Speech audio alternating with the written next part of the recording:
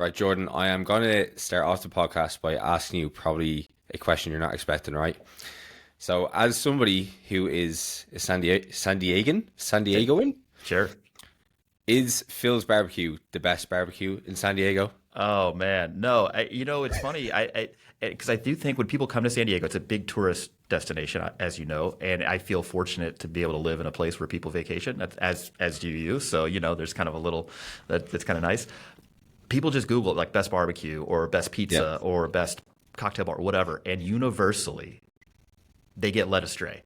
And it's funny only because I know this because people like my medical colleagues and other people come visit here and like, oh, we're just going to go to Phil's, for example. And I'm like, no, the best barbecue in San Diego is Julian Beer Company, which is it's kind of underrated because it's right next to Julian Pie Company, which if you Googled best pie in San Diego, whatever, it's very specific Yeah. Google search, you're going to come up with Julian Pie Company. That's true. The problem is it's an hour and a half outside of San Diego, so people Okay. that are visiting don't go. But right next door is Julian Beer Company, and it is extremely good barbecue. I can't. It's my favorite. You got to drive to do it. So if you come to San Diego, the key is you rent a car, whatever. Go out to Julian. It's beautiful. It's a cool little town to walk around and do stuff. Get the barbecue. Have a pint or two. You of maybe course. more than two, and then go next door and get a piece of pie and pass out for an hour or two and then drive home. That's the move. So Yeah. I lived across the road from Phil's barbecue like about 10 years ago. I spent Oh. like 3 months in San Diego. So Oh, it was right across the road from us. We were living in Point Loma. you're in Point And Loma. like Okay, we, yeah. It's yeah, not bad. It's not yeah. bad. Like, I mean, look, we were, 21, 22 at the Oh time. So yeah. we were like, this fits our budget. Obviously, at the time, we didn't consider, oh, they probably ask people for Yelp reviews. And that's probably why they're the top rated Yeah, 100%. Yeah, well, even like the pizza place, right? If you come to San Diego, it's like best pizza place. This spot called Felipe's will show up. It's got like 1,000 and something reviews. And so you're like, well, look, it's got 1,000 reviews. It's Yeah. in the city. It's great. It's, as the kids say, mid at best. But anyway, so if you're coming to San Diego, look, just ask me. I will hook you up as a aspirational foodie. I'm working towards that title. I will help you out. All right, I'll be on to you for a list for next time I go to San Diego because do definitely want to go back with Perfect. money in my pocket this time. There you go. All right, so Jordan, thank you very much for agreeing to come onto the podcast today. So if you're in the audience listening today, we're going to be talking about screening, which you're going to get Jordan to explain what it is in a second. But like this could encompass things like blood testing, hormone testing, allergy testing, something that's very prevalent and very common these days. And everybody's looking to like optimize their health, and they think that maybe getting more testing and seeing what's wrong with them, that they need to optimize, what they need to fine tune.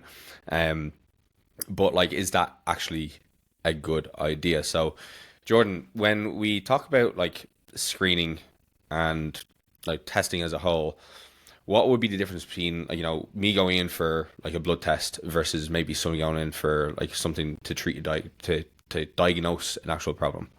Sure, yeah. The purpose of screening, a good screening test or tool, instrument, whatever, because you could use something like BMI, for example, for screening. It's not really a blood test or whatever. It's more just anthropometric measurements.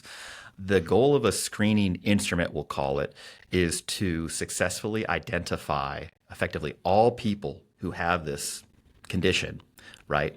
But the condition needs to be sufficiently prevalent in the population to make a general recommendation for screening, right? For example, obesity, very prevalent. So you'd want to screen people for it. Depression, very prevalent. You'd want to screen people for it. High blood pressure, very prevalent. You'd want to screen people for it. Fragile X syndrome, not very prevalent. So you would not want to screen the population. So you would have to, at that point, there are screening recommendations for various populations that are very specific. If they have X, Y, Z, okay, now you should be screened. Okay. So with that out of the way, you'd want a screening test in general to capture everyone who has the particular condition, and it needs to be prevalent for it to be like a routine recommendation. The second part of a screening test, after it effectively identifies everybody who has the thing, it needs to be something that you can intervene upon. So it's like common. The test captures that, effectively gets everybody with it. Yeah, you're going to get some false positives, but it also needs to be something you can do something about. So one of the controversial things out right now is like a screening for Alzheimer's disease.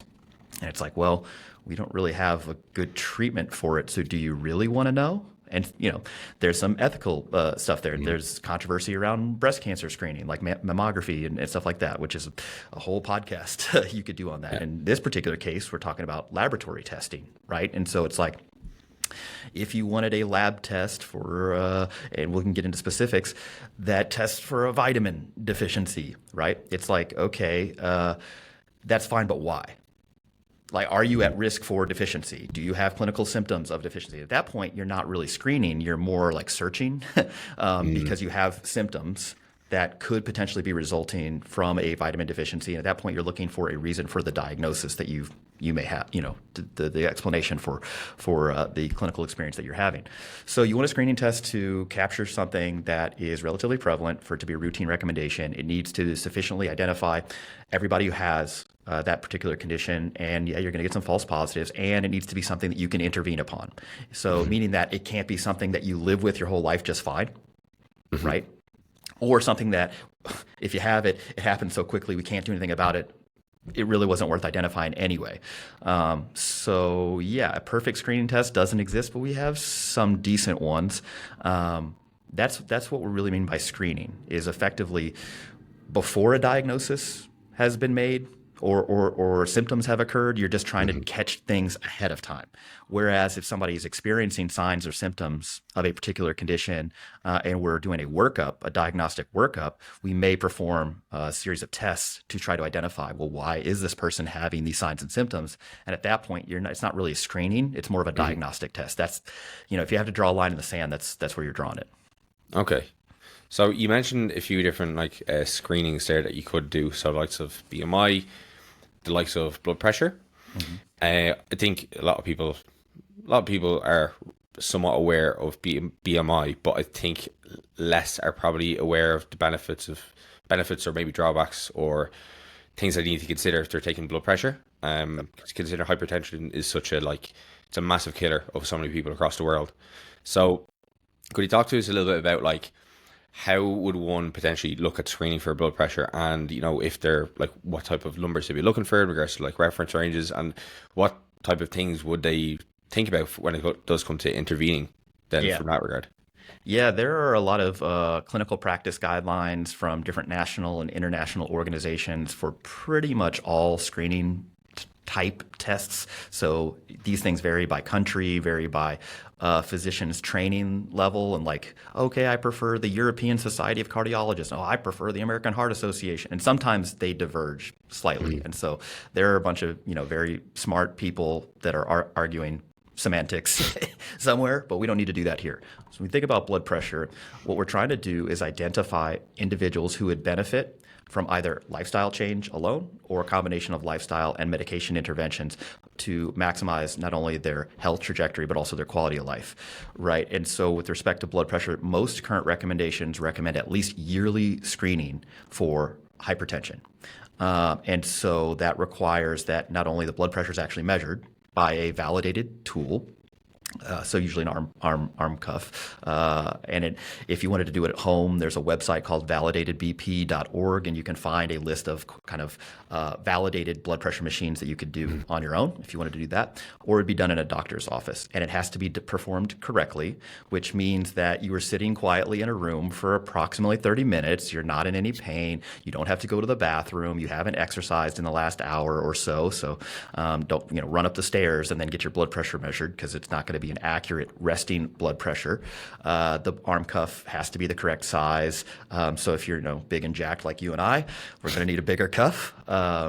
So all of these things have to be done to get an accurate reading. And the whole point here is to identify individuals who have blood pressure that could potentially increase the risk of atherosclerotic cardiovascular disease, or otherwise known as heart disease, right? And so we think that for every deviation above about 120 millimeters of mercury, that's systolic blood pressure, over 80, so 120 over 80, that people are at increased risk of heart disease. And it is a dose-dependent risk based on exposure.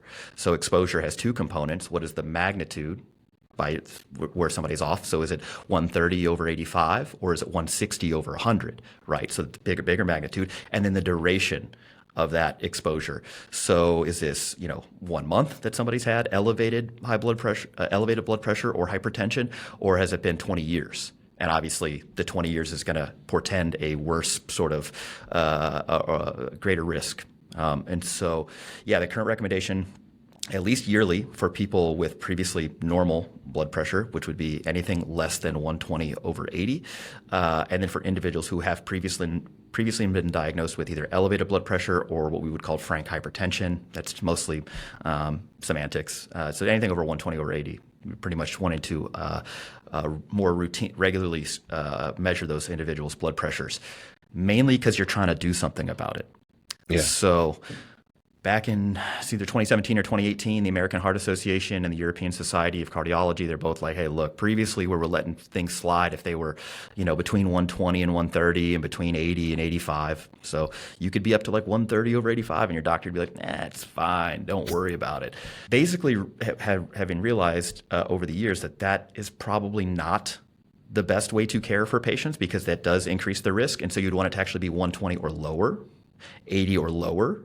And so these recommendations came out to not only screen more vigorously, but also individuals who are above 120/80, let's do lifestyle stuff, provided they're not already at like 140 for the top number.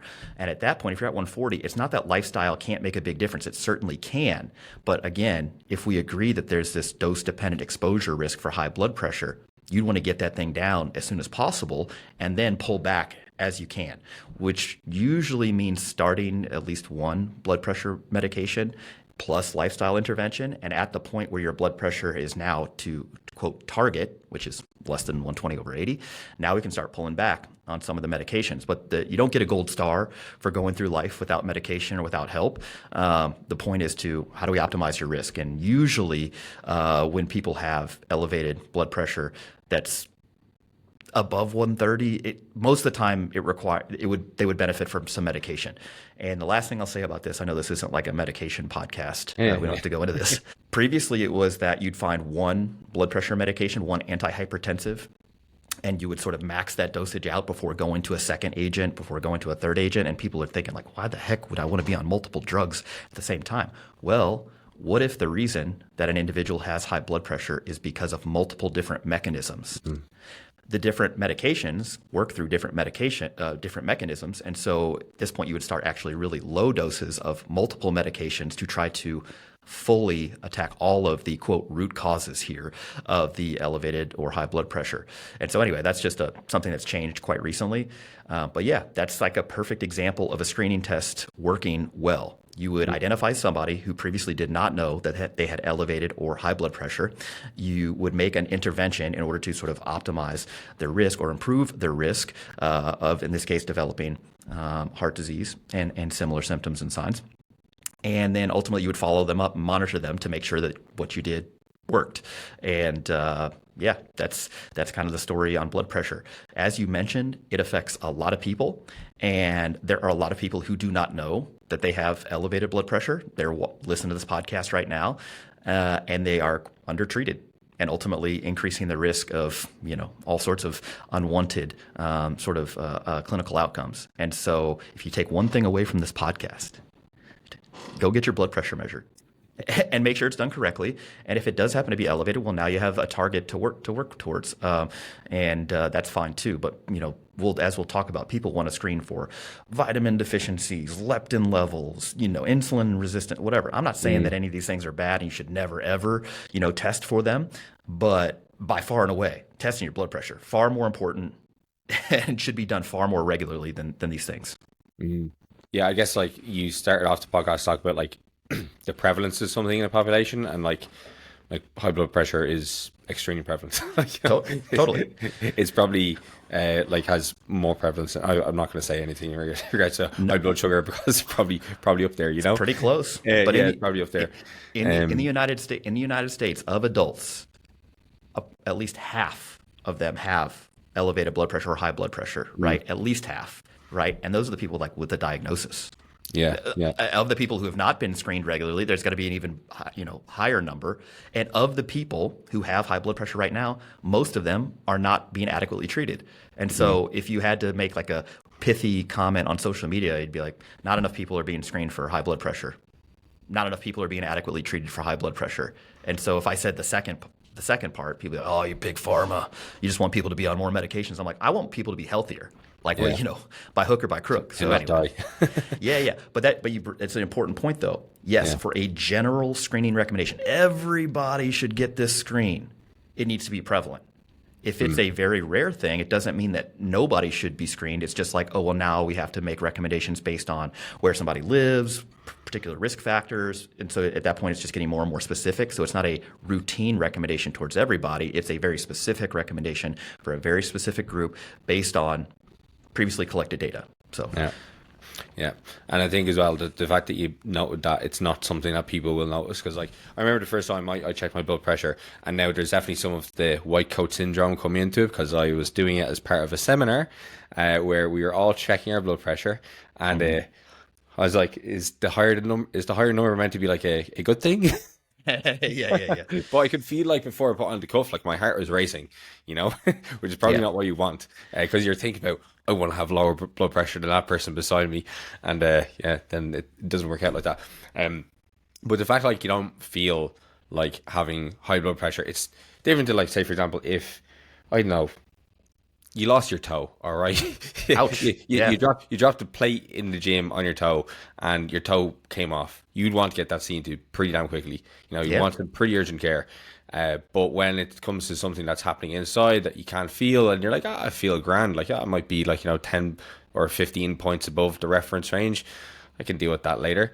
It doesn't seem as urgent, but like it does shave off years off your life when the complications come around. And I think as well the fact that like I think it's important to talk about medication too, because I think so many people, there's like a stigma around it, right? There's so much of that in the fitness industry. They're just like, oh, you should have to do things the natural way, like you have to kind of stay away from medication, blah blah blah.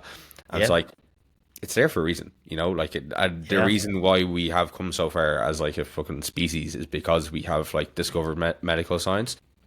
Like, if any personal trainer or coach who's listening to this knows how hard it is to enact like long-term behavior change in people, like especially when it like is counteracting years and years and years and years of habits building up. It's like, if they could literally take a magic pill and help them like while they're kind of working on kind of building up these habits, like, is that not the best case solution? Like, Yeah. I think that's just a sensible way to go. Yeah, it would be perfect. Look, if everybody could achieve all these sort of optimal health metrics and proxies for health, that we can identify through testing and whatever, through lifestyle modification alone, great. Doctors would be so excited. But that's not a realistic target for certainly for everyone. And so the point is, why would you maybe choose a less health promoting option or management strategy, which would be like, I'm not taking any medications, I'm just lifestyle only? That's, to me, generally speaking, a less healthy option for most people, because it increases the amount of time it takes to get to the optimal sort of where you should be, if you can get there at all. And because a lot of times, high blood pressure, for example, there's a strong genetic component. And it's like, look, doesn't matter how well you eat, how much you exercise, even if you go through these Herculean efforts, you still might be at some increased risk. Same thing with high dyslipidemia, so elevated lipoprotein levels, particularly if it's familial.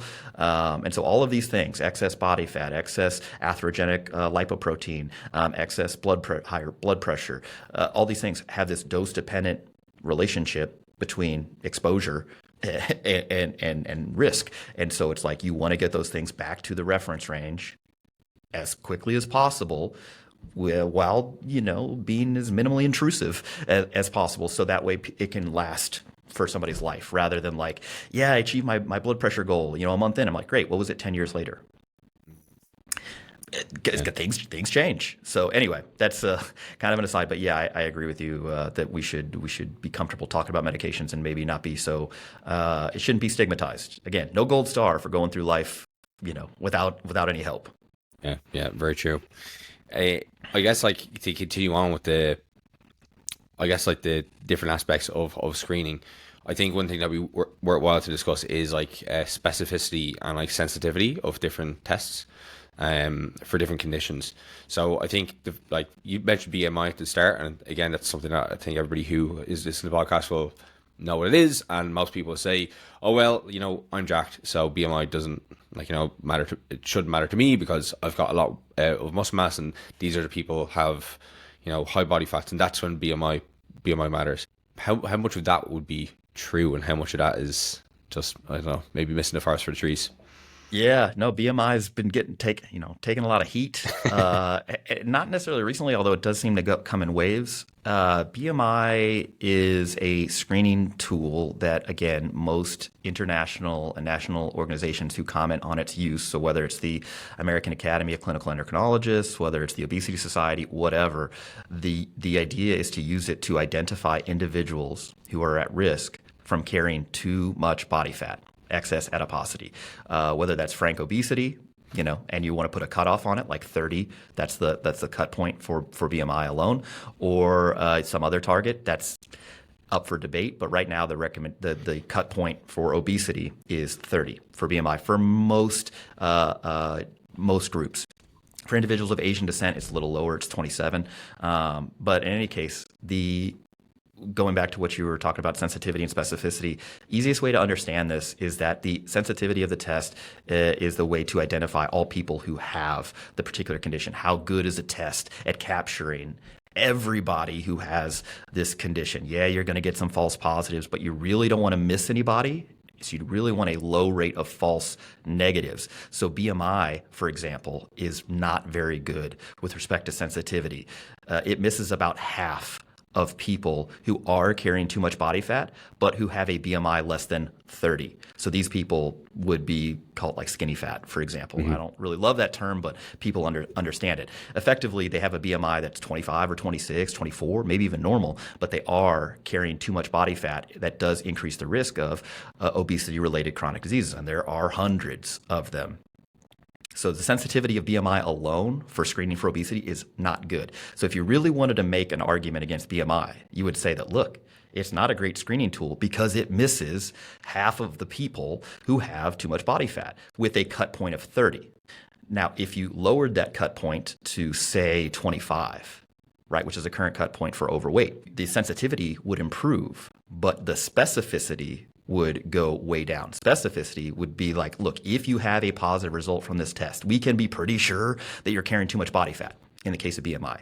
And if you don't have a positive test, so you're not above 30, then we're pretty sure that you do not have this condition. And so BMI, on the other hand, despite its sensitivity not being very good, its specificity is pretty excellent. It's like 99% specific in men and 96% specific in women. Now, granted, there are some deviations amongst certain groups, certain ethnicities, certain geographic locations. So BMI tends to work worse with a cut point of 30 for older individuals, for individuals who are carrying a lot of muscle mass, but it's not really like a ethnicity that carries way more muscle mass than others. Yeah. That said, it's still okay. And the real point here, the biggest concern is that it's overdiagnosing people. BMI is overdiagnosing people with obesity. That's really not the case. Just again, you can look around you. There's not too many people that are just carrying so much muscle mass that are getting a false positive on BMI. But to address not only that potential condition where somebody is being falsely, identified at carrying too much body fat via BMI, but also to deal with the lack of sensitivity of the test, the missed diagnoses. Well, most of these national and international organizations are saying, well, get a waist circumference too. And when you combine those two together, now you're looking at like 99% sensitivity, 99% specificity, meaning that, you're going to miss, a small amount of people. They're gonna be false negatives, but not that many. And you're gonna falsely identify people, overdiagnose, but not that many. 99% is pretty dang good. So using those two together that's the current guideline to identify folks who are carrying too much body fat. So as a screening tool, BMI alone, not great.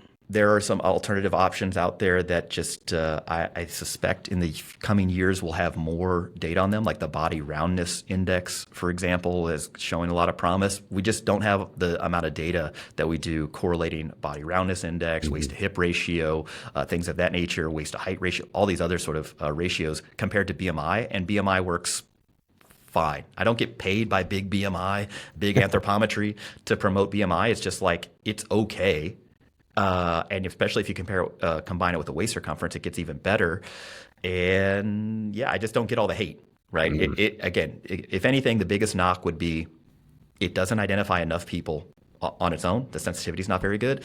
And there are certain groups that we have little data on for BMI. And so it kind of, you would want better data, but we don't have great data on body roundness index, waist to hip ratio, waist to height ratio on those people either. So it's like, whatever you're going to suggest, there's still going to be a hole, a gap. But yeah, BMI is fine. Yeah. And a good example of sensitivity and specificity. Yeah, you have to do the best with the tools they have available, like versus just searching for the perfect tool. Because I guess it's a tool that is needed by doctors in their offices. And my understanding would have been that it's a very practical tool for doctors to use in their practice when they don't have a ton of time to see patients. Like they don't have the time, the resources to okay, we're going to get you up onto the DEXA scanner here and check your adiposity. It's a very simple test to do. That's the other thing. People were like, well, we should just DEXA scan everybody. I'm like, well, look, there's a cost compared to just, you can legitimately generate a validated BMI by asking somebody their weight and their height. Like you don't even have to measure it. You could just ask them and get the numbers, and it's close enough. That's been studied a number of times.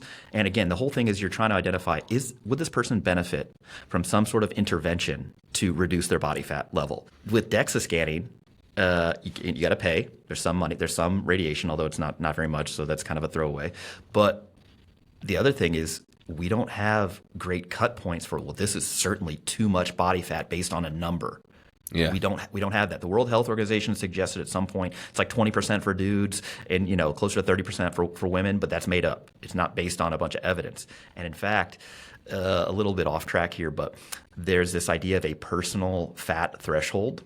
And so you can imagine a scenario with an individual who appears maybe relatively lean. Their BMI is 24, 25, and they develop type 2 diabetes. And people are like, well, I thought this was a disease primarily concerned with excess body fat. How did this person develop type 2 diabetes? It's like, well, we think that they've surpassed their personal body fat threshold. And so they've been missed likely by BMI, by waist circumference. They'd also have been missed by DEXA, yet they're still suffering some unwanted effects from excess body fat. And so, yeah, at some point, 100 years from now, 50 years from now, whatever, we'll have a better tool that instead of identifying like a line in the sand we drew, which is BMI of 30, it identifies somebody's personal body fat threshold, but there's going to be some additional testing there. And I suspect it won't just be anthropometric data. There'd be something else that's being captured, which raises the cost. That means you can't screen as many people. And so, yeah, there are problems with that. BMI and waist circumference, though, are super easy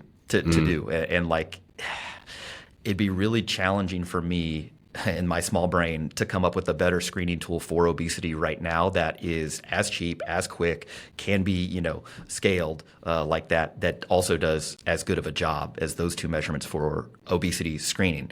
But yeah, people say, oh, BMI is not a good indicator of health. I'm like, well, we're not really talking about health as like this, the major topic. We're just talking about risk of developing obesity-related complications. And for that purpose, BMI waist circumference does a pretty good job. Yeah. I'd assume as well, I haven't been to the doctor's office a long time, thankfully, but I'd assume say for example, if somebody's coming in and they're carrying a little bit too much body fat and they, have a BMI kind of calculation done, waist to hip measurement, would there also be, the doctor might say, hey, let me put on this blood pressure cuff. Let's see where we're at, because I guess that's going to be another thing that's going to trigger a little bit more okay, there's definitely something going on here internally because, you'll always hear people say, oh, well, I'm bigger, but I'm healthy. I feel healthy. But going back to the blood pressure, you don't feel that. And even, I guess it's something I always be thinking is everybody has their own idea of what normal feels like or what a normal feeling of energy, mood, and, cognitive function feels like day to day. But is it our normals are probably different. It's going to be based off, how our reality has been for like weeks on end. And if you have had, your blood sugar through the roof, like your blood pressure through the roof, you are carrying a lot of body fat, you're not doing too much exercise. I could only imagine that your reality is different to mine, and how I'd feel today. So Yeah, that's it's challenging to get even physicians, like healthcare professionals, but certainly the public, to think about probabilistic, thinking. The idea here is like, if we identify an individual whose BMI is elevated, let's say it's above 30, and their waist circumference is above the cut point for men, it'd be about 37 inches if they're European descent, for example. And they might have normal blood pressure, normal blood sugar, normal lipoprotein levels. That whatever labs you want to test, it's all stone cold normal. And they're like, "See, doc, I'm good, despite my BMI." And it's like, that's true. That's true. I don't have objective evidence right now that you are currently suffering some unwanted effects from an obesity-related chronic disease, right? But you're at higher risk than if you had a lower body fat level. Now, whether intervening on that risk and lowering it even further aligns with your goals of care, that's a whole nother. That's a discussion between the physician or the healthcare professional and the individual, and make a shared decision based on that. But yeah, probabilistic thinking. It's same thing with like a elevated blood pressure. If your blood pressure is elevated, yeah, you're at higher risk of developing some sort of heart disease and some complication related to that. Treating it will lower that risk, but it's still not going to be non-zero, because you can have an unwanted cardiac event even with normal blood pressure. Just the risk is much, much lower. Same thing with elevated, LDL and triglycerides. It's like, well, you might feel fine and it's marginally elevated. And so reducing those levels would reduce your risk of developing heart disease by some amount. Whether that's worth it to you depends on your preferences and your goals and your understanding of the condition. But getting people to think probabilistically is challenging, because there are no guarantees in medicine, just like there are no guarantees in life except for death and taxes. Yeah, and me being long-winded, I guess those are the only guarantees in life. Yeah, well, I guess it's the difference between playing fucking blackjack with like a full house versus like playing blackjack and you just have like a set of twos. Yeah, you want to have the best odds in your favor possible. So like, why not do it? But as you said there, like everyone's gonna have different like preferences. Like for some people, they'd be like, if I can eat steak every single day and it's gonna shave 15 years off my life, totally go with it. That's completely fine. Or imagine if somebody was a super heavyweight powerlifter, right? And they're 25 years old. Right. And they're like, look, I got another 4 or 5 years of my career. I really want to maximize my potential. I want to win worlds. I want to be the best there ever was. And as the physician, I'm like, well, look, these particular elements of your health, your blood pressure, your cholesterol levels, it's all elevated. And so you are right now at greater risk of developing, heart disease and things like that over the next 10, 15, 20 years. I feel pretty confident in saying that. I'm not guaranteeing that you're going to have any one of those events, right? But yeah, that's elevated risk. Now, if that person was like, look, I'm only giving it 4 more years, 5 more years, and then I'm 100% towards health. I'm like, well, I feel pretty good that we could probably avoid, I'm fine to give you that leash if that's your preference. Right? That seems like we've made this shared decision together, kind of understanding the risks, understanding the potential benefits. But that's a far different scenario than somebody who's like 45, right? And they've been dealing with this for 15 or 20 years. It's like, look, man, we've already been exposed to this for too long. We probably need to be a little more aggressive. And oh, by the way, age is a significant risk factor for these conditions too. And so the risk is much greater. So the intervention is going to lower the risk far more in that 45-year-old compared to the 25-year-old. So it varies, right? But yeah, making a shared decision based on preferences, based on probabilistic outcomes, it's tough to think about. So there are some cool clinical tools out there that are like, look, if we treated 100 patients like you, here's the potential benefit. And you show them a visual graph like, look, 5 less people will have heart attacks, 5 less people will have a stroke, whatever. And you're like, I like that. Okay, I'm on board. But if it was like a half a person will have 1 less heart attack, and they're like, well, I don't know that this is worth my time right now. But that changes over the lifetime. Anyway, that's A long way of saying that it depends on what you should do. But I do think that people should have full knowledge of kind of what their risk is, and then they can make informed decisions, usually with the healthcare professional. Yeah, yeah, absolutely. I think, like, obviously we would talk about more of the morbid stuff here, stuff that could lead Yeah, we're talking about death. Let's go. Yeah. Come on. But like it is important stuff. Like, again, I think, as you said there, we're very bad at like thinking far into the future and what life would be like then. And I guess I just always think about the elderly people in my family and stuff like that. And if they're in health, if they're in good health, well, what have they been doing to kind of get themselves in that position? And like, okay, well, I'm trying my best to kind of get into be the functional, like, 80, 90-year-old still going to in my stringer and my fucking hair receding backwards eventually. Yeah, but you'll be jacked though. Yeah, so yeah. But I guess I want to kind of move on to, I guess, probably something that's far more sexy and in vogue, and that's, I guess, like the kind of concept of, like, I guess, optimization. And I think these are different. I guess the people who are probably worried well are probably still people who will probably deal with the likes of like high blood pressure and stuff like that anyway, and they're just ignoring it for improving their blood markers. But I guess, like, when it does come to the goal of, like, health optimization, I guess, and, like, we can talk about blood testing here, because I think that's probably like pretty easy place to start off with. If I wanted to optimize my health, right? Like, would a blood test, get a general blood test with, like, my lipids, my kind of kidney function, liver function, all that kind of stuff, would that be a worthwhile use of my time and money? it's a great question. And again, it comes back to like demographics and like who we're talking to. So you're how old are you, Shane? I'm 31. You're 31, and yeah, if you guys are just listening to this, Shane is in good shape. He's lean, he's active. I don't know his medical history. I'm not going to ask him to put that on air, but let's just say you have no concerning medical history, no concerning family medical history, like your dad had a heart attack at age 40, for example, or whatever, long family history of certain types of cancer. You're normal. And as far as unremarkable health history, personal, familial, and otherwise, no other concerning environmental exposures and things of that nature. The diagnostic yield, which is a fancy scientific term for talking about what could this test possibly tell you, generally not that good for most tests that we have available. It's generally not that good, meaning that you could order a, quote, comprehensive, analysis. They take, not pints of blood, but a lot of blood from you, and they run hundreds of tests. There's a company out there right now that does 500 different biomarkers, right? Yeah, heard that the one. diagnostic yield from that for a person like you is going to be relatively low, mainly because our pre-test probability of you having something that is, lurking is low already. You're young, healthy, no familial medical history. It's just unlikely. There are a handful of tests that we could make a strong argument for screening purposes. Again, routine screening, because again, the condition is very prevalent, right? In the population, we have something we could do about it, and because it persists for such a long time and can cause disease within our lifetime, we'd want to identify it earlier. And so one of those would be like a standard lipid panel.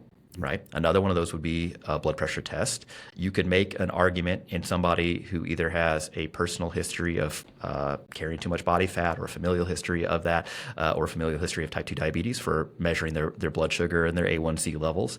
And so there are a handful of tests like that.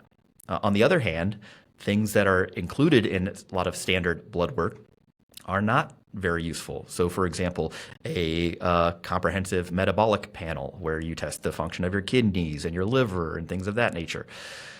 The numbers are fine, but we're not really getting a lot of information out of it that we would predict to be helpful for us, unless there was some other good reason to do it. It doesn't mean there's anything wrong with it. We don't need to keep people, but it's just not very useful, because what are we screening for? Right, we're trying to find something. Now we're on a hunt, and so, what will happen is somebody will get a weird like BUN number, blood urea nitrogen, and be like, well, what does this mean? And we're like, I don't know. You don't have any signs, symptoms. This is probably just an artifact of either a dietary exposure or being dehydrated or something, right? We don't know. And so now we got to further work that up. It doesn't mean that's a bad way to go, but that's more for a person who wants to, quote, do everything. They're a maximizer. I want all the tests. I can deal with the potential anxiety around unknown, uncertainty around various blood levels, and I'm okay with spending the money, the time, the resources to further work these things up. Those people exist, and I don't want to gatekeep things from them. And so for those people, I would do more testing with the understanding that like it's probably not very useful. But sure, that's your preference. We're making this decision together, eyes wide open, great. For a minimizer, somebody who's like, look, I don't want to miss anything, but I also don't want to spend the money, the time, the resources, and I don't want the anxiety around all these unnecessary tests. What should I do? Yeah, that test list is going to look a lot shorter than the maximizer, right? And so we think about things, what do we test for? Yeah, you'd want, again, a lipid panel. Yeah, you'd want a measurement of blood sugar, potentially an A1C. Sure. You'd want the blood pressure, like I mentioned. You'd want to screen for obesity. You want to screen for depression, although I don't think the screening for depression is super great, but you can make an argument for that. And outside of that, STDs for somebody who's sexually active, or STIs rather, you could make that case. Other tests would be more individual specific. If it's a woman, I'd get pretty aggressive about anemia screening, for example. If it's a person with a long history of familial heart disease, I'm like, okay, a standard lipid panel is fine, but I may also include apolipoprotein B, ApoB test, a lipoprotein little a test. I would do a little bit more, right, depending on the person. But as far as that being a routine recommendation for everybody, it's really challenging to make that recommendation and base it on evidence, meaning that, look, if we did this, there'd be a net benefit to society compared to not only the cost, but that's not only financial, but again, anxiety and testing resources and so on and so forth. So there are very few tests that I would recommend routinely for people who are otherwise healthy. I do think a yearly blood pressure is reasonable. I think a yearly BMI and waist circumference is also reasonable. You can make a case for screening for exercise participation in the general public. How much are people exercising, right? Are they meeting the current physical activity guidelines? Again, domestic violence. There's a list, right? And there are resources for professionals out there. On the other side, I don't think people should be routinely being screened for autoimmune diseases, for example, or food allergies, or vitamin deficiencies, or their leptin levels, or pancreatic lipase levels. Austin, Dr. Baraki, who helps host the Barbell Medicine podcast, got one of these tests done more as just out of curiosity, because he was like, I wonder what they're testing, and like him as a trained physician, how he would interpret all of these findings. So many unnecessary and inappropriate tests because, again, he's got a full medical education. He treats patients regularly, so he can kind of interpret this stuff on the fly. But imagine if he didn't. And he gets your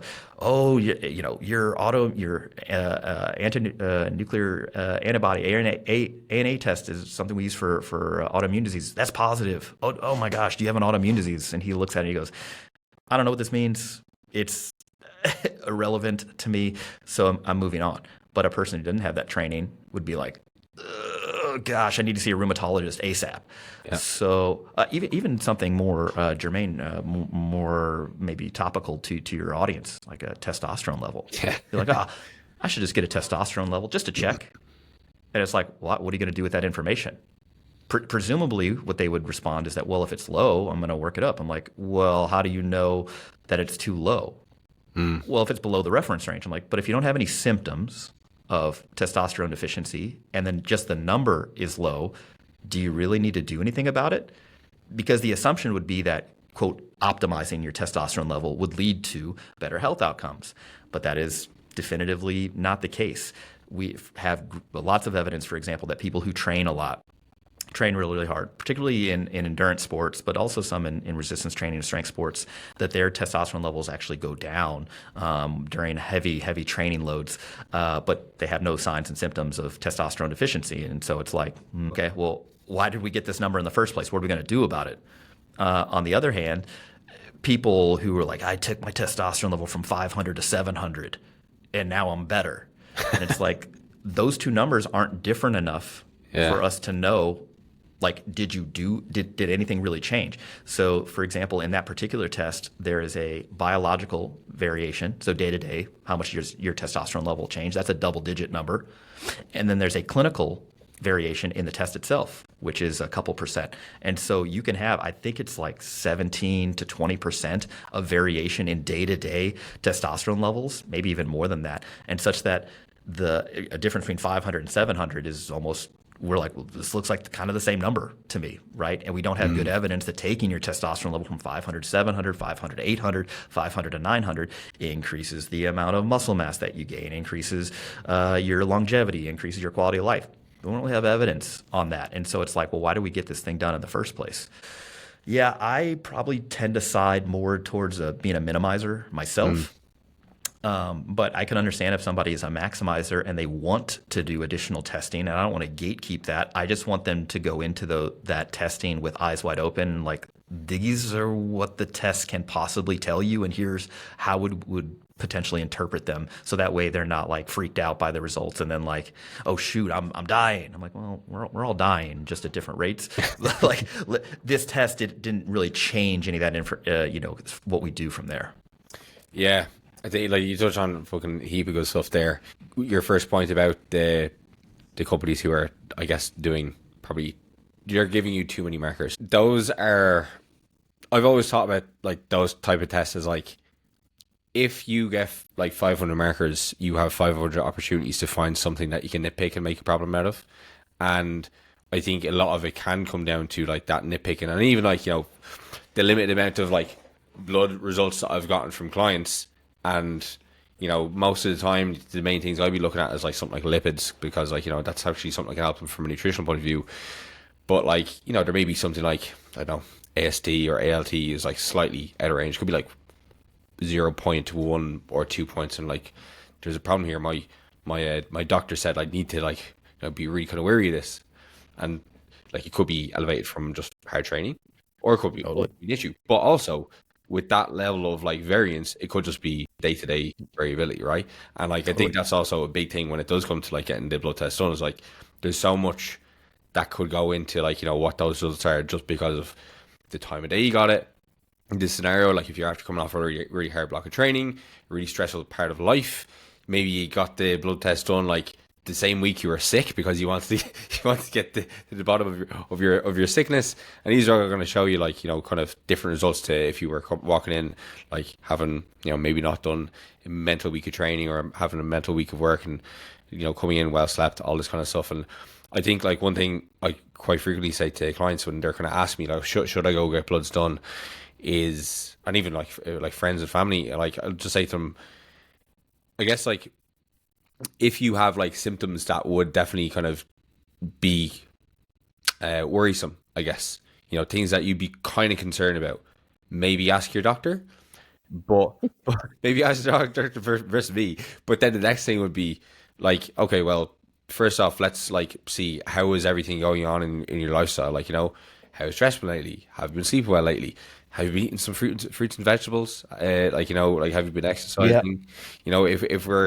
If we're taking care of the lifestyle side of things, and I guess like to the best of our ability, and then we're still kind of noticing problems, then maybe it could be worthwhile.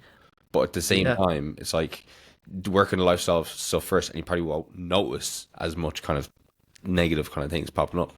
Well, let me pose this to you. So let's just say that you had a client one who was like, hey, Shane, what lab should I get? Or here are my labs. Like, I'm kind of a little worried, right? And then you had client two, who was just like, I'm just trying to maximize my health. No labs though, right? How would your advice to them differ? It wouldn't really. My point is that the information doesn't really change what you do, particularly your relationship with them. Now, as a physician, that calculus changes, right? But I don't think it's reasonable to have trainers like function as like a medical liaison. Like, well, look, your ALT, liver associated enzyme was a little out of range. You should talk to your doctor about that. I mean, that's a fine response, but as far as you being like charged to like guide that management, that should be, I think that the individual should probably be responsible for that, or that physician who ordered the test, which kind of brings up the problem with direct to consumer testing that wasn't really ordered by a physician who's following up on that. But that's the other important part of screening. It's like you need to test for something that's prevalent. something that you can intervene upon, right? And that by testing, it would actually change what you do, right? And so, a lot of people are like, it's a shotgun approach. I'm going to big shotgun, but it's buckshot. We're doing everything. And if I find something, then I'm going to do something about it. And it's like, okay, but like there are only a handful of things that you would really want to test for that would actually change what you do, mostly through medication, not through lifestyle, right? I mean, so to go back to your liver associated enzyme thing, so ALT, right? You're like, it's 0.1 out. Just as an example, the normal range for alanine aminotransferase, ALT, is from 5 to 45, right? It's 5 to 45. If you had a result that was 50, right, so slightly elevated, you're like, it's 5 elevated. I don't know, man, my liver, I can feel it. It's like, man, it's probably not your liver. But anyway, that can range from 36 to 64, and it be effectively the same number due to the variation in the test, not only day to day, but the clinical, the analytical variation of the test itself. So just, again, when people are like, my liver associated enzyme, it went from 50 to 45, I'm like, man, I guess that's good. It's better that it went down if I had to pick, but I think it's maybe the same number. And further, like, I don't know that you should be managing this on your own.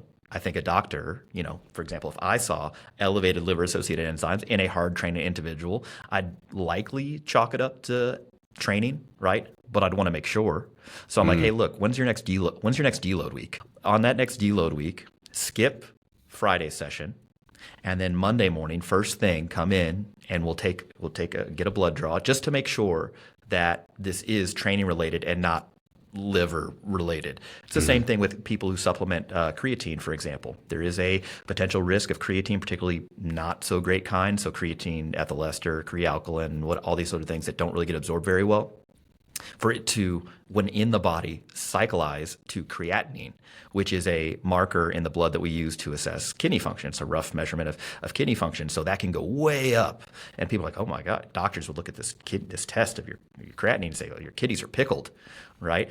And so people are like, well, I'm on creatine, so don't worry about it, doc. And it's like, well, that is a potential way to increase your serum creatinine level, but you'd want to be sure that it was from creatine and not from some sort of kidney dysfunction. And so for that, you do additional testing. This is statin C, for example, urinary creatinine, just to make sure that your kidneys are functioning normally. So there's kind of two sides to this, right? It's like if you do identify something and you want to kind of brush it away as training related or whatever, that's fine, but you want to be sure on that too. So you just don't want to overlook that, which again, you need some medical training to do that. And so it's challenging to kind of task the trainer or the coach with like delineating this. So I kind of go back to this. If you're a coach, if you're a trainer and you're working with somebody who gets labs, it's fine for you to look at them. Again, I don't want to gatekeep this, but I don't know that any of your recommendations would generally change based on any of the results. You might be able to use somebody's self-reported lab abnormalities as leverage for behavior change, right? Okay, well, hey, look, let's refocus our efforts on your dietary pattern based around your food environment, based around food preparation, things like that. Or, maybe we can convince the person to do more exercise if they've got a lab abnormality they weren't happy with. That's all fine. I think that's reasonable. Use that as leverage. But as far as actually changing your coaching based on a lab result, I don't know. Like, I'm sure I can, if given enough time, I could think of something. But off the top of my head, and kind of when I've been thinking about this, we've done a few podcasts on direct-to-consumer labs. I can't think of a particular lab test that stops me in my tracks and say, this person needs specific training and specific nutrition intervention. I can't think of something right now, and I haven't been able to think of anything in a while. Yeah, I think it is something that is quite common in the coaching world. Like, it's not just because it's common doesn't mean it should be something that's happening. I think I do bodybuilding as well. So I think it's a lot more, especially in the enhanced side of the sport. You see coaches say, part of my service is blood work review, or I'm reviewing this client's labs here, and I'll make like a screenshot on our Instagram of them reviewing labs. Bro, you barely passed school and you can read labs. Like, I don't understand that. Because anytime I have them send over to me, there's so much stuff there that I'm assuming the stuff that's in red is probably not too good. Yeah. Yeah, I kind of understand where people are coming from though. Like, so let's say that you decided that you wanted to compete on the enhanced side, right? And you were like, look, I'm going to take X, Y, and Z, and I'm going to do it for this long, and here's the goal, and whatever. So you're going to this eyes wide open, right? And I think it is reasonable at that point to do routine monitoring of various blood levels, particularly related to hormone function and organ function. Specifically, when we're talking about anabolics, I'm thinking about liver and kidney predominantly. Short-term changes in like blood lipid levels, it's like, yeah, again, we're looking at like what's more happening over the long term. Same thing with blood pressure, right? I'm not concerned with what happened for your blood pressure in a 10-minute period or even over a day. I'm worried about what's going on over months and years, right? So I think it's reasonable to do monitoring in those individuals. And I think that most physicians are underprepared for not only having the conversation with individuals, but also monitoring their stuff. And so this comes at that question from like a harm reduction type standpoint. If we agree that using anabolic substances would be healthier or better, or there'd be less sort of risk with monitoring, I think that's reasonable. I don't know that many people would push back against that. Then, okay, great. So we should do serial monitoring then. But people would need to know what to look for. And there need to be some sort of agreement like, look, if your liver-associated enzymes get outside of this range, we're going to stop this particular agent. Or if your kidney function gets out of range by this much, we're going to stop this particular agent or lower the doses of these. That is not something I see happening, certainly in the medical world, because there's just not enough physicians that have experience with this and knowledge on this. And most coaches in the bodybuilding world are not physicians. So they're kind of coming at it from a different place. They're just looking at the stuff, but I don't know that they're equipped to make recommendations. They can't prescribe medications. I don't know if there's an agreement upon like, hey, look, this is where we're going to cut things off. No hate comms towards these coaches. I think they're trying to do the right thing, but like, yeah, there's just a level of training that's needed, I think, to do this correctly. And whether the solution is better training of physicians, kind of removing the stigma around anabolic use, having more guidelines from maybe like the International Olympic Committee, or some sort of organization body that actually is researching this stuff. All of that would likely be better than what's happening behind this like veil of secrecy in sport with respect to doping, which is actually kind of another interesting topic, like anti-doping. Like, what effect has that had on sport? Right? But because all that's happening is manufacturers of these illicit agents are finding ways to skirt the tests. Things are happening again behind this veil of secrecy, and so there's not monitoring going on. We don't know what to monitor for because these things are so new, and people are just walking guinea pigs. Fortunately, it's hard to kill people in their 20s and 30s, and so we're not really seeing this overwhelming catastrophe. Otherwise, I think more resources would be dedicated to it. But I kind of feel for the individual who's like, look, I want to use this stuff because it fits with my goals. I feel pressure to use this stuff due to norms within my sport, within my social circle, within my community. But I don't really know how to do this in a way that is the least risky, right? Whether that's dosing, where to get the stuff, right? Is this brewed in a bathtub or was it done in like a pharmaceutical grade laboratory, right? And who's monitoring? Is it a physician or is it, Vinny down at the gym? You could make ways, you could figure out strategies to reduce the risk of this markedly, but that's just not what's being done in sport. And so I kind of get why this cottage industry has kind of popped up of coaches who work with mostly enhanced athletes and kind of add this. It's a value add to their service. I kind of get why that occurs. I just don't know that it's the best way to do it. Yeah, I think the thing with that, for me at least, would be like, in online coaching, there's no regulation, so there's no standardized training. Like to become a medical doctor, you have to do a certain amount of years, a certain amount of kind of a specialization in different areas and stuff like that, and a certain amount of like in-person hours. But with online coaching, it's just a case of like say for example, if I get coached by some bodybuilder, okay, I can learn what he kind of I can learn from him, from what he teaches me. And then I can essentially kind of copycat that service and go give it to somebody else. And like, say for example, if that was like on an enhanced side of things, or I'm not bashing on the enhanced side of things, but I guess the blood reviews are more common in that side of the sport. You could just be kind of parroting what you've heard from Totally. a coach, and that coach may have been phenomenal. They may have known a lot to do with like biochemistry and how to apply and how to interpret like blood tests, but you don't. Yeah. Because it's Yeah. just it's the type of stuff which I can imagine takes a long time to learn, considering doctors spend so long in school to actually kind of understand all this stuff.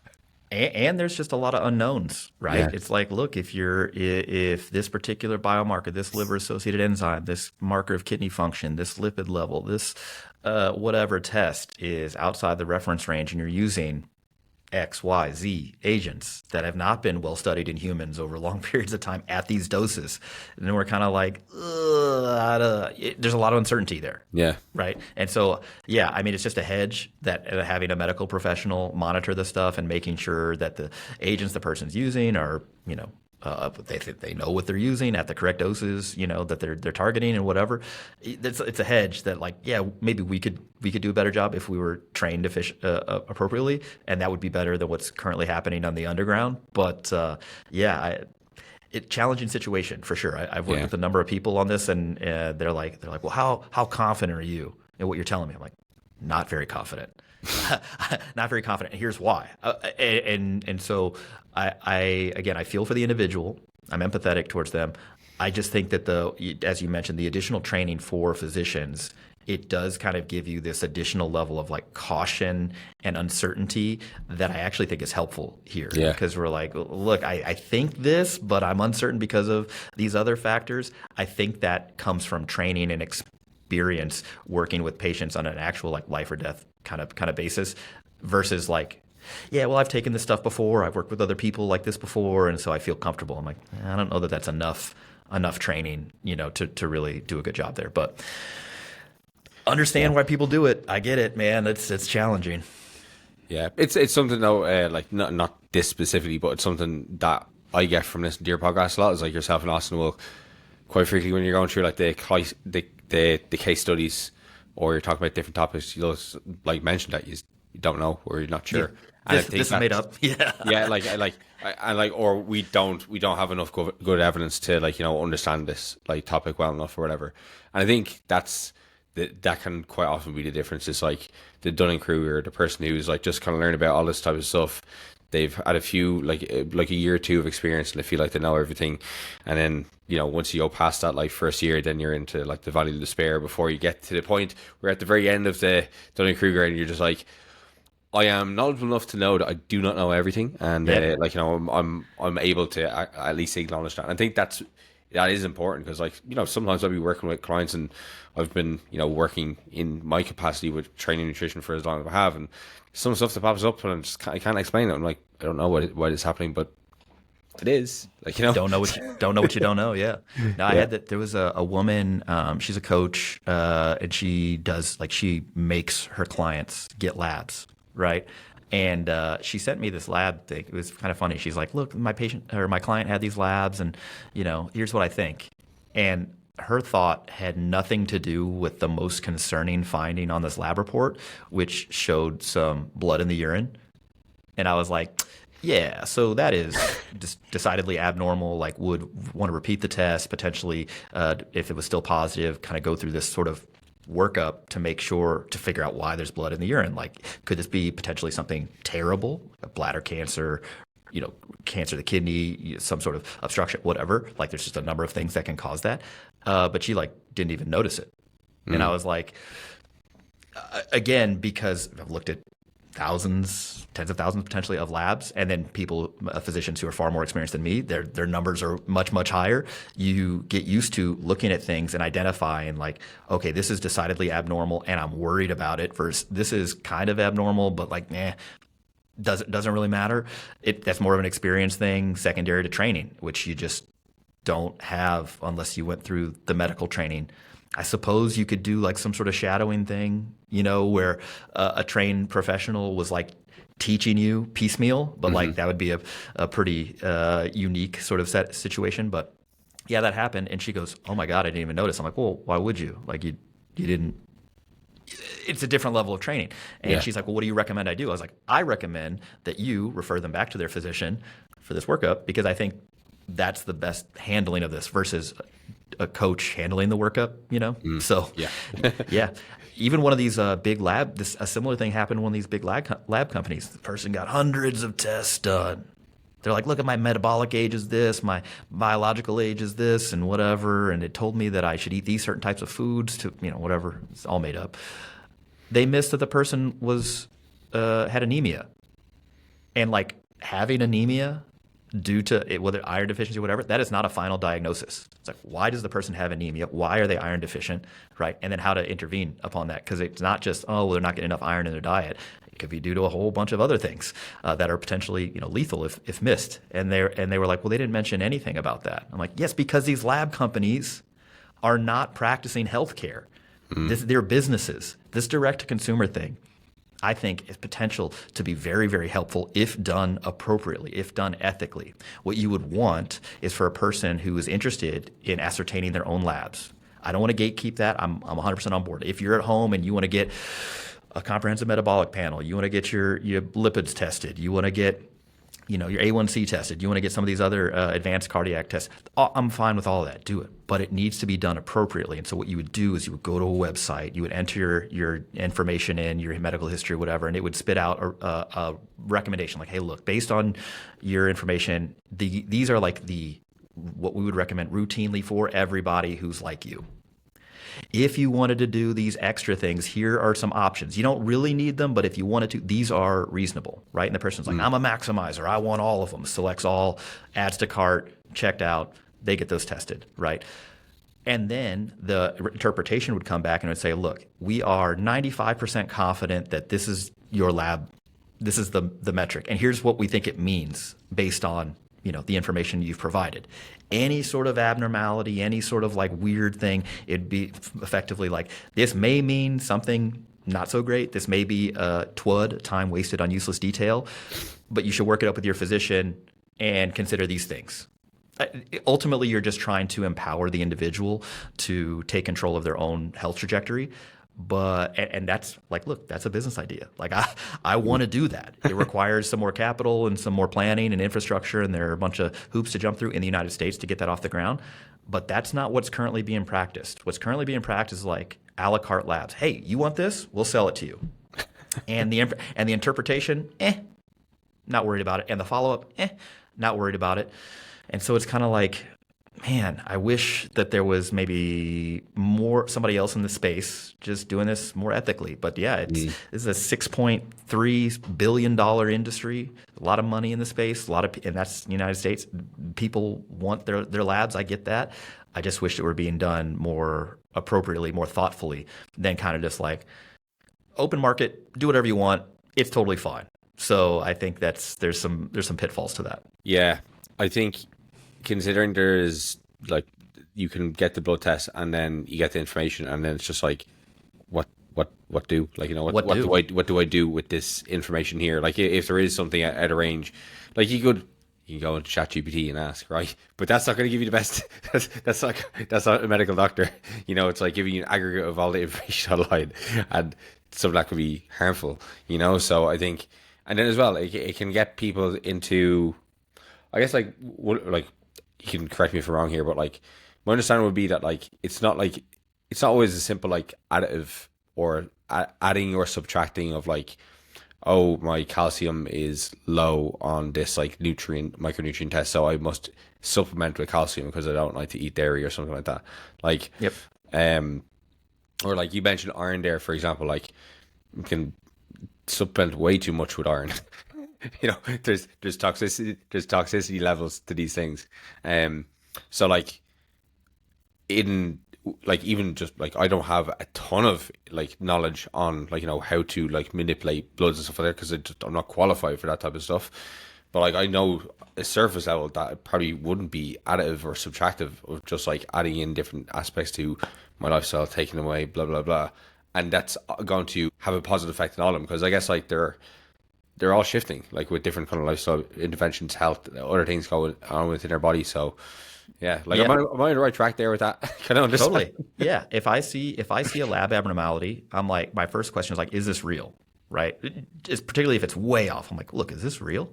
Like, do we need to get a redraw? Like, how confident I am that this result is legitimate, right? So the lab was collected properly, it was stored properly, it was ran properly.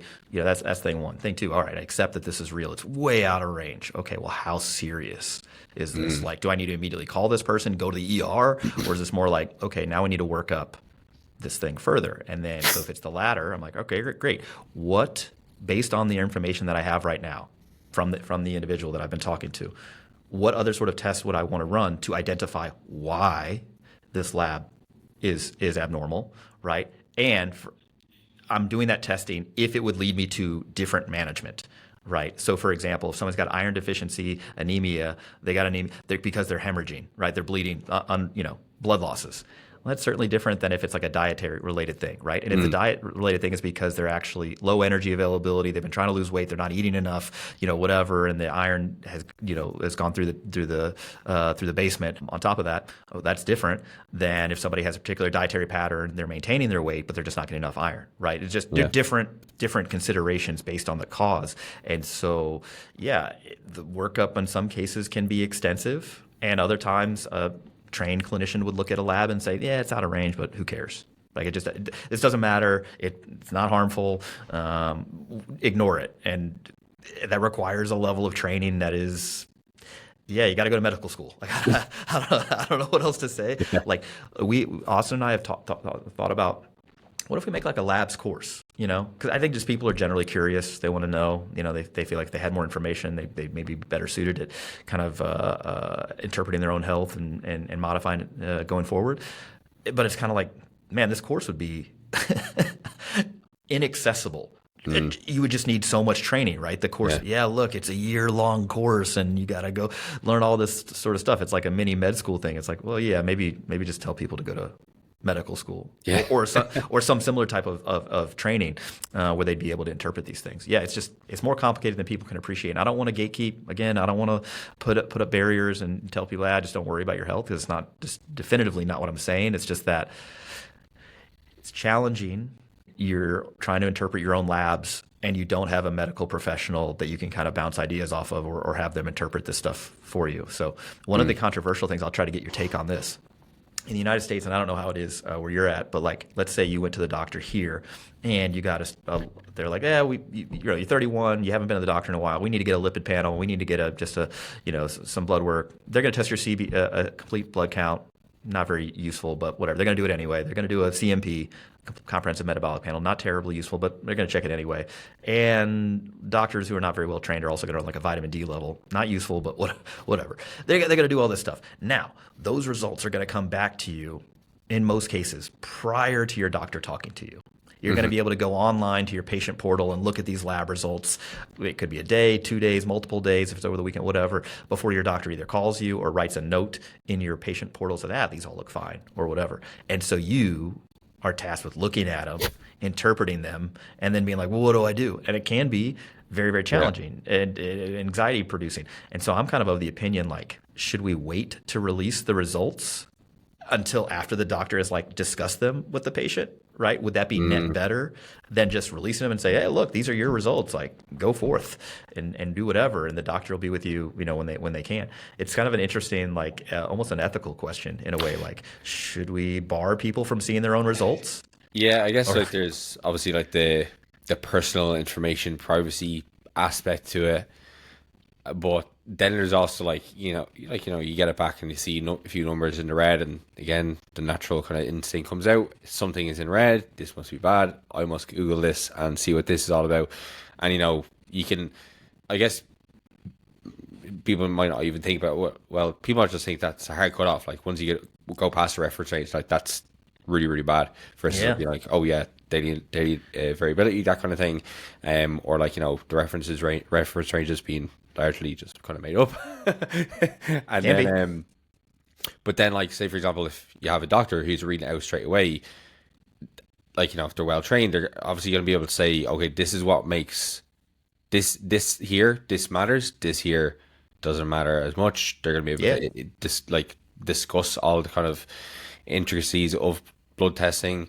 I think that'd be a healthier way to go about it. But again, it's like, I guess governments are like, oh well, people may not want their doctor to see this kind of stuff or Yeah. whatever like that. Privacy. Yeah, I don't have Yeah. a great answer to it, but I remember that I'm reminded of this encounter at a patient, very concerned about his testosterone level. I could not, and we just I asked him why, and we this whole like discussion, and even despite me telling him, like, look, you're not having any of the specific symptoms and signs of testosterone deficiency. I'm not worried about your testosterone level. But because you are so concerned about it, and we've discussed the likelihood of this test not really being super informative, not being necessary, but you're still worried, we're going to test. We're going to get you a total testosterone test. Fine. Totally fine. Total and free. And that was on a Friday. The result came back. Oh, sorry, that was on a Thursday. His result came back Friday in the afternoon. I didn't see it until over the weekend. I was chart checking. I should have been off, just relaxing or whatever, preparing for the week. And I was scheduled to see this patient again on Tuesday. I see the result Monday, call him, hey, just want to go over this. We'll need to get you a second test. It was slightly low, but we need to do it again to repeat it just to make sure this number is real because there's a big variation in the numbers. Got to do it first thing in the morning. And he's like, I don't, well, I actually I took some testosterone over the weekend. He injected himself with 1 cc of test E, 200 nanogram or milligrams per mil. And if I would have tested his testosterone on Tuesday, he would have been out of the reference range, Yeah. because he just took some. And so now I've got to wait a couple of weeks at a minimum for that to get out of his system to retest again. And at that, I'm still not super confident that I'm getting a real testosterone level because we've kind of modified the situation. And so some of the guidelines for people who've been on tests, it's like, look, they got to be off for X amount of months before you can retest them and say, oh, look, they've failed to recover normal gonadal function and this, that, and the other. So yeah, it's kind of complicated. I'm like, man, if he didn't see that result though, Yeah. I could have called him on Monday and say, look, it does look a little low, but when you come in tomorrow morning, we'll get a fresh second test. That'll be the confirmatory test. We'll run some additional sort of stuff to get your LH, your FSH, a couple other your prolactin level, for example, just to confirm. And then I would have been able to make the diagnosis. But because he could see it earlier, it was a more complicated workup. Now, whatever. Everything worked out fine on that particular individual. But it's just, it's an interesting question. I don't have a firm opinion, but it's more just kind of curious as far as like that health information and like people want it, but like, is it always the best option? I think that's the crux of the argument here with screening. It's like people want this extra information because they feel like it's going to help them make more informed decisions. I kind of disagree.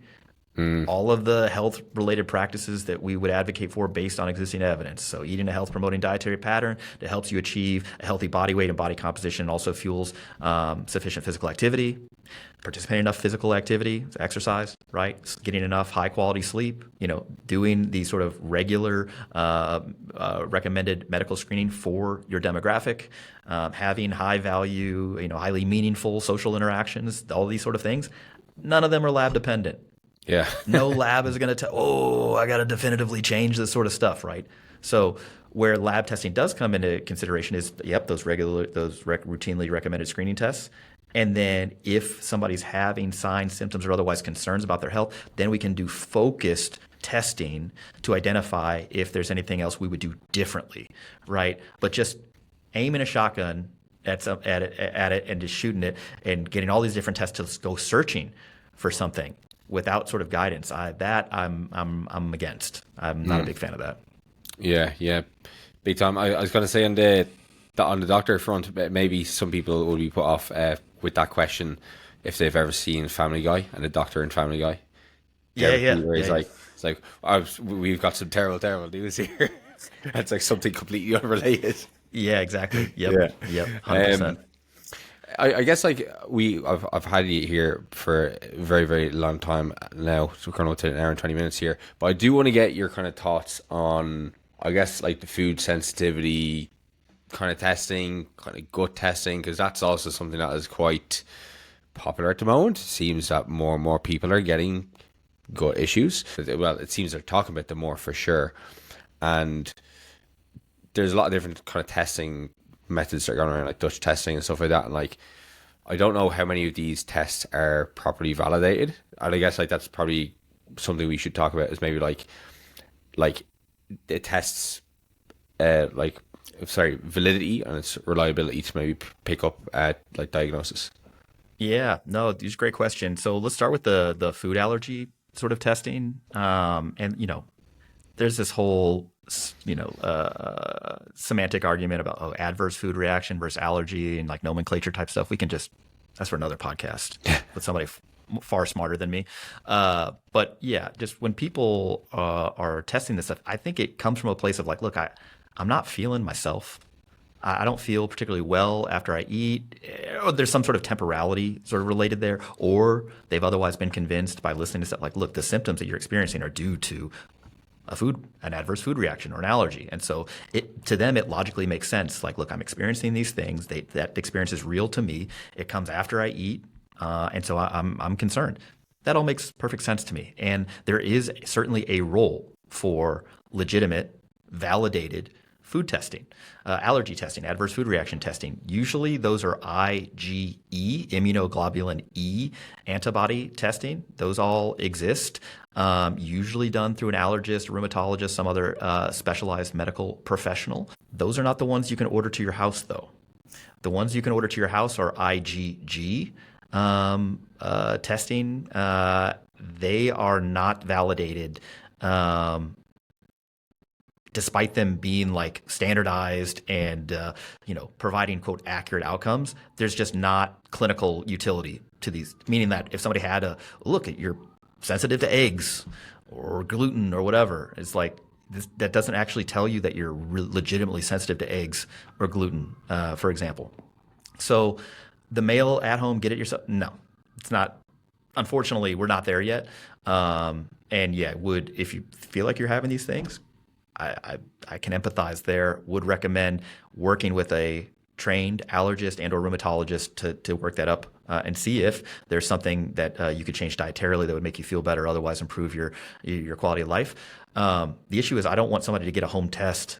They get results and like, look, I'm sensitive to all these things. I can't eat any of this stuff. Then now they get a very restricted diet. I'm more concerned about, well, is their quality of life actually lower now because their diet is super restricted? Are they potentially at risk of a micronutrient deficiency, something like that, low energy availability, whatever? So yeah, the position statement from the European Academy of Allergy and I think it's Clinical Immunology, they said that food-specific IgG does not indicate food allergy or intolerance, but rather this other unknown effect from being exposed to food previously in life. Doesn't necessarily mean somebody's sensitive to it. So I would just say those, like, don't buy it at home. Food sensitivity test. Go to your doctor. They're better equipped to do this.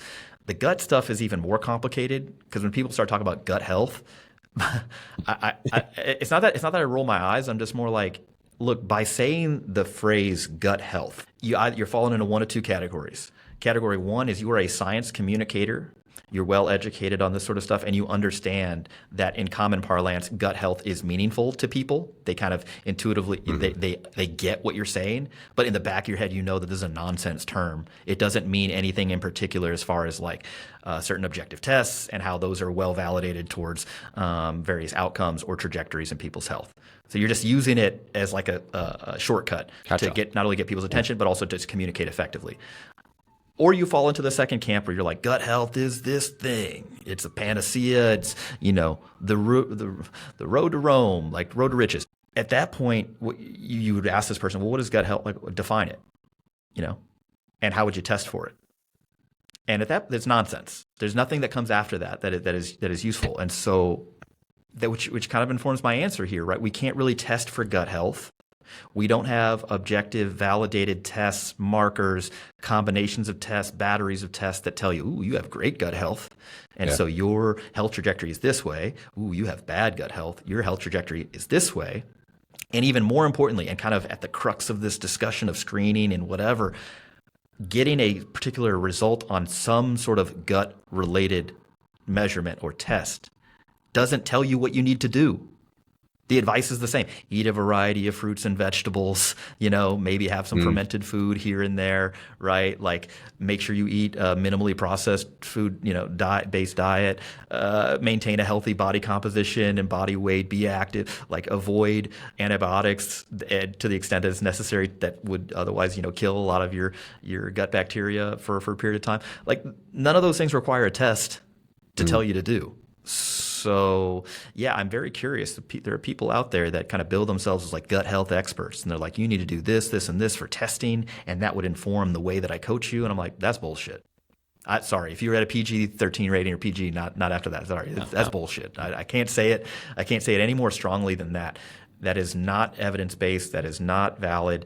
The only time something like that would actually be happening would be in a research setting with a team of research professionals, clinician scientists around you, and they're like, look, we don't really know what this test is going to do, but we're going to test you anyway and try to figure this out because we're answering a gap in the knowledge right now. But yeah, you should not be tested like gut health. That's not there's no test for gut health. People can sell you a number of tests that they believe to be proxies for your gut function, your gut health, whatever that means. But the results of those tests aren't really changing how you go about your lifestyle. Yep. And further, most trained physicians, when they look at the test results, would be like, I don't know what that means. The best example of this is a cortisol test. Be like, your cortisol levels are off the charts. It's like, really though? Like a small elevation or small decrease, depending on the time it's taken, how it's collected, requires extreme amounts of clinical knowledge for interpretation. If you gave me your cortisol level, just a random one, I'd be like, I don't know what this means, man. We'd have to do it under different circumstances. I'd have to know a far more detailed medical history. And then at that point, I could tell you whether the number that I got was correct or not. And it might even be out of range and be correct, or it could be within range and be incorrect. You just can't look at the number. But that's what these tests build. They're like, look, your cortisol level's a little too high or a little too low. And people are like, oh no, what do I do? And it's like, I don't know, man. We probably shouldn't have tested this in the first place. So, yeah, I know I kind of rambled on there, but that's I get a little heated. It's good. I guess it's like it speaks to like the over-diagnosing, just people getting like very, very neurotic, I guess, about like these kind of different indices of like health, I guess you could say, because it's nitpicking for the sake of nitpicking. It's people have maybe too much money on their hands. Yeah, look, hey, on some of this stuff. Call me. Yeah, call me. I'll help you out. Just whatever. Yeah, because I think one of the important things that you kind of touched on many times throughout the podcast is like, if it doesn't change what you're going to do, then what's the point in kind of doing the test? Because like a lot of the principles I'll guide my clients through coaching with, like it's a lot of like the same stuff. We're looking at like getting them consistent with training and like improving their endurance capacity, improving their strength levels, getting more muscle, eating a high fiber diet, getting a good level of protein, eating a calorie appropriate diet. Keep trying like implementing different like stress strategies that kind of suit them, that they can keep consistent, things that just kind of keep them chill, improve sleep, and so much of that is going to cover so much, Yeah, it's like after that, what do you do? Yeah, maybe that's a better way to go into this testing idea. It's like, look, what the results of this test, how are they going to impact what I'm doing, right? And if somebody who's curious about starting or stopping a medication, totally fine. But at that point, if medication is going to require a physician's prescription anyway, so let's do it under the care of an actual physician. And if it's not really going to impact like what you're doing with your lifestyle, I'm kind of curious. I'm like, what's the point of it? You just want the information? It's like the Oura ring. Like I want to look at the information, right? Or a Fitbit or whatever. I'm like, I mean, the same people who have the Fitbits, the Oura Ring, whatever, they're like, I know that the energy expenditure stuff is off. I know that the Whoop strain or whatever score doesn't really mean anything. And I'm aware. Like, well, then why don't you feel the same way about labs? Just, random labs. So anyway. Full disclosure, I do have an Oura Ring. However. As a fitness influencer, you have to. I just use it for tracking my steps. It started as a birthday gift that myself and my partner would get each other, and now it's just an expensive step tracker. Initially, I got an Apple Watch. Same thing. Mostly for heart rate stuff. Yeah, I think. Initially the fitness kind of trackers, they're cool. I think when they came out initially, it was like the whole like, ooh, this seemed like a sexy gadget, and then time goes on, you're like, I never even stop to think about my readiness. Like, Yeah. when I wake Yeah, up don't and I even get look out at of it. bed, then I decide if I'm ready. Yeah, don't even look at it. Yep. Um, Look, Jordan, I have really, really appreciated your time here. And I guess like if you were to leave people with just like one piece of advice to kind of wrap up this podcast, what would it be? Because it's been a meaty one. Sure. Yeah. I understand that people are concerned about their health. I'm concerned about their health and my own health too. And so I think that there are a number of opportunities that we have in our life to change our health trajectory. Some of that involves medical testing. The majority of it's lifestyle related, and some of that is under our control. When it comes to the medical testing stuff, I think it's best performed with the help of a medical professional. And so this direct to consumer stuff, I think, is fine if you want to bring additional information to your physician. But I just think that having some guidance there through a professional likely make the experience better and ultimately improves people's health. Awesome. I will ensure to leave all your links to barbell medicine links and everything in the bottom of the show notes. Is there anywhere else that people can find you? Instagram maybe? Yeah, just search Barbell Medicine. You'll find me. It's Jordan_Barbell Medicine is my Instagram. We're on YouTube. We have our podcast. We have Twitter, or whatever, TikTok, all the things. You search Barbell Medicine, we're going to show up. And on our website as well, we have a number of articles on lab testing and lab abnormalities. And if this topic was interesting to you, check out the direct to consumer labs podcast that we did, I believe, about a month ago. It should be a nice little refresher of some of the stuff we talked about here. Awesome. I'll link it all. And if you have enjoyed the podcast, do make sure to leave it a rating and review on the podcast platform you're listening on. And we will catch you in the next one.